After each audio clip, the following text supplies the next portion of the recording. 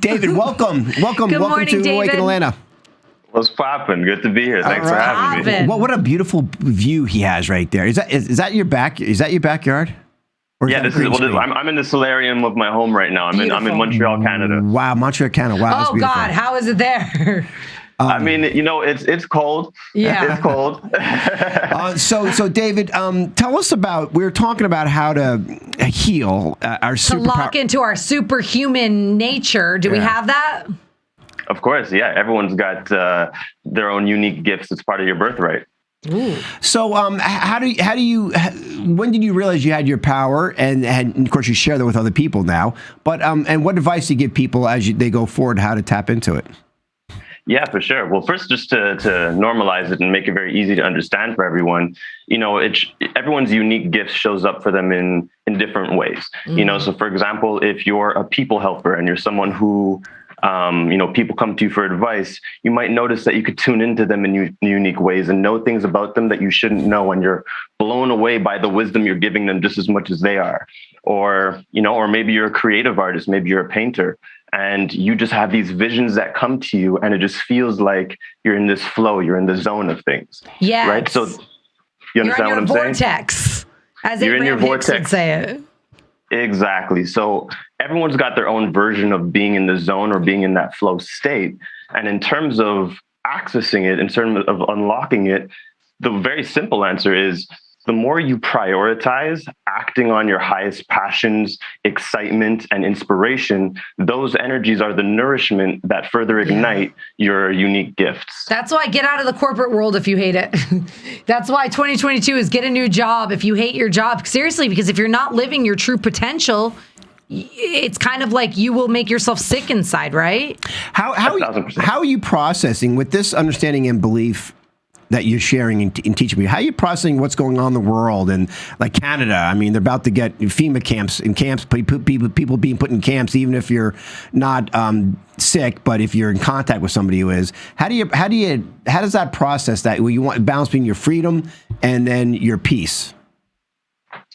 Well, for me, there's nothing that anyone could take away from me that would take away my freedom, because for me, true freedom is found in alignment. Is feeling connected to your own source, your own passion, your own gifts, which allows you to feel in flow with synchronicity and such. So to answer your question, to be honest, I don't give much energy to it. I don't bury my head in the sand. I'm aware of what's going on. Right. But what I focus on is my connection with source energy, which is governed by the way that I move towards my inspirations. I act on my intuitions, and that always keeps me in a synchronous flow. So I'm in the right place at the right time, and I end up with magical opportunities. So just, for example, like, as Canada's on a pretty big lockdown, and, just through acting and living in the way that I live, I just so happen to have found a bunch of restaurants that support our freedom that a lot of people don't know about. And so my reality really hasn't changed because I know how to live from my connection with source. So first connect to source, and then then that will help you unfold so you could have your freedom expressed. Yeah, absolutely. That's So we could say, first connect to source, or be very deeply steeped in your truth. And again, that's why I just like to use simple terms like acting on your highest excitement, your passion, your inspiration, because people could understand that language.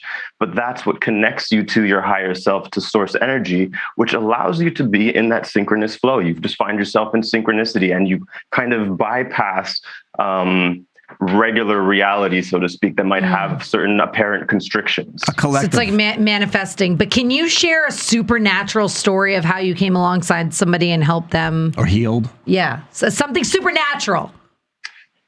Man, I have so many. One that I don't talk about very often is, in my work, I help people transform their limitations into freedom, and I help them feel more fully expressed in their purpose and shine. And a lot of times people will come to me for healing, and usually after they've gone to every other healer and hypnotherapist and so on and so forth, and just feel like it's hopeless. And, but I've been fortunate enough, through blending love, skill, and wisdom, I've been able to facilitate healings for things such as epilepsy, STDs, gallstones, things that people say are incurable. Gallstones. But for me, when I hear the word incurable, that simply means curable from within. So I love that. Now, do you? So that's the power of your connection to God, goddess, all that is, whatever you want to describe. Manifesting, you're curing but isn't yourself. it on the science level, quantum science level? Isn't it you're matching frequencies, a frequency of healing with the frequency of the whatever the ailment is? Absolutely, yeah. So to look at it in a very simple way, every physical dis-ease has energetic or emotional root cause, right? And so when we can identify that energetic cause, which is usually in the emotional realm, then we recognize that by releasing that thing. So for example, when I worked with the person who had epilepsy, what I saw was they had really unresolved, deep rage inside of them, but like out of this world kind of rage, and that was causing a chemical imbalance in their brain. No kidding. Oh, wow. And so and it might be unique for every person, but in this case, this is what I sensed. And so when I went in and I helped them heal that rage, that balanced out their energetic emotional body, which also balanced out their brain. And then when they later on after our session was done, they're like, I feel like my epilepsy's gone. And I was like, okay, well, how do you know? And she's like, I've had it all my life. I can tell. Wow. I'm like, all right, but is there a way that we can know for sure? And she said, well, I'm going to see my neurologist next week. And sure enough, when she went to see her neurologist, the neurologist ran back in the room and was just like, what did you do? Wow. Oh, wow. And she's like, what do you mean? He's like, these are your scans over the last 10 years. This is where you have epilepsy in your brain. This is your latest scan. There's no epilepsy. Wow. What did you do? That's miraculous. Isn't that Joe Dispenza or something like that? He talked healed about himself. he healed himself. But it's the We power. have so much power. It's the power of intention, but connected to source, though. Do you believe that flows through you, or do you believe you're of it, or do you believe that it's totally separate of you? I would say all the above, because this is where I say again, it's like it's where love meets skill meets wisdom. So first and foremost, the most important thing is being a genuinely loving being. By going into a state of love and meeting people's deepest pains, because a lot of people won't even be able to feel their deepest pains until love meets it, because love purifies everything back into itself. It purifies it back into its natural state, which is love. So first you need to be able to meet anything and everything with love. And then of course have the skill to be able to navigate people through their deepest traumas and triggers and limitations. And the wisdom piece is, I've walked the walk. So because I've walked the path and I know what it's like to go through certain things, I can pull through that wisdom and infuse it into my love and skill to create magical results. And I think this is kind of it might go off topic, but it's really with what you're saying. Do you know that gray hair represents wisdom? So like the elderly or the elders, and I don't know why I'm pointing at you when I keep saying that, they have more wisdom that we should probably listen to, right? Because it's wisdom. They've lived see that longer. gray hair? You should listen to me. I actually have it too, though, so it's my crown. Absolutely, and there's also a distinction between age-old wisdom, the wisdom that you get through just growing through life and being an older person, and spiritual wisdom. Oh, yes. Oh, God, so good. Well, I'll say one thing for what you got going on, David, is for lockdown in Canada, you're in a pretty damn good place right now, looking behind you. I'll tell you what. I definitely am. I'm feeling good. Well, we've got a few minutes left here. Let's go over some things predictions that you see, not predictions, but Ooh, he's a psychic. He might have predictions. Well, okay, but or what you would like to see happen over this next year for the world to bring in the peace, love, and harmony. So I'm not one to make predictions because I don't see anything as set in stone. It's all about probabilities. Absolutely, I love that. You might be on a certain energetic trajectory, so you'll have a high probability of certain things manifesting.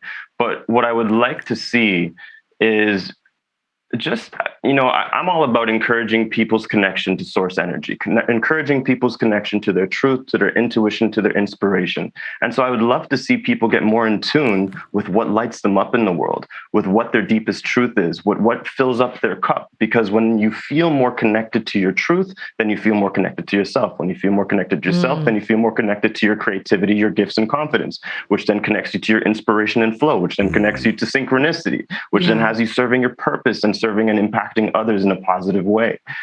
So I would love to see people get more connected to the truths in their hearts and the magic that they truly are. Oh, wonderful. Ooh, magic is real, people. And last question is the synchronicity. You mentioned it a few times, and to me, I remember the book Celestine Prophecy.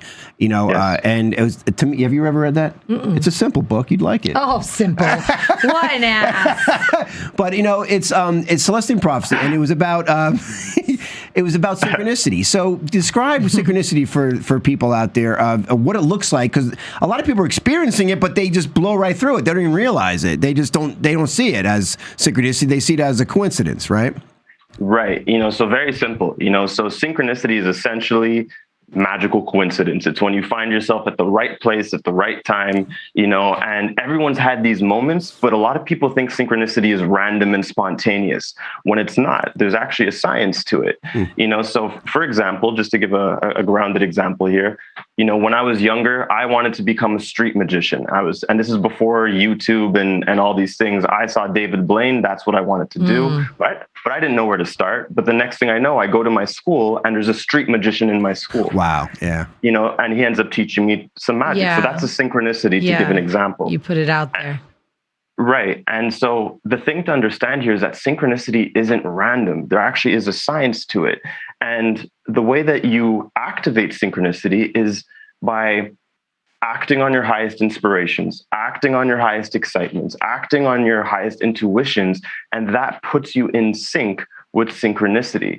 So if you were to ask yourself, if you have any inspirations that you've been keeping on the back burner, or any intuitions that have been nudging you, but you've just kind of been putting them off, or anything that's just been calling you forth, but you say later. Yeah. If you were to act on those things, there's a reason why those are dropping into you and calling you forth. If you act on those things with no insistence on any outcome, I guarantee you, your life will become an explosion of synchronicity and abundance. That is fantastic advice, David. Thank you so much. And how can people reach you, David? Yeah, people could reach me via my website, which is www.livingmagic.life. Or you could find me on Instagram and YouTube. My name is David Lyon. On Instagram, it's @davidlyon.love. Oh my God, I love you. I'm following you. Yeah, me too. So check him out. I don't think we should go to commercial break, though. I think we should go right into our viral videos because I had so much fun with this one viral video that David, I need thank you to so show. much, David, David. thank you. I thought we said sorry. Okay. Bye. My pleasure. Right. Take care, David. You are listening to Awaken Atlanta, a conscious way to start your day on the UI Media Network.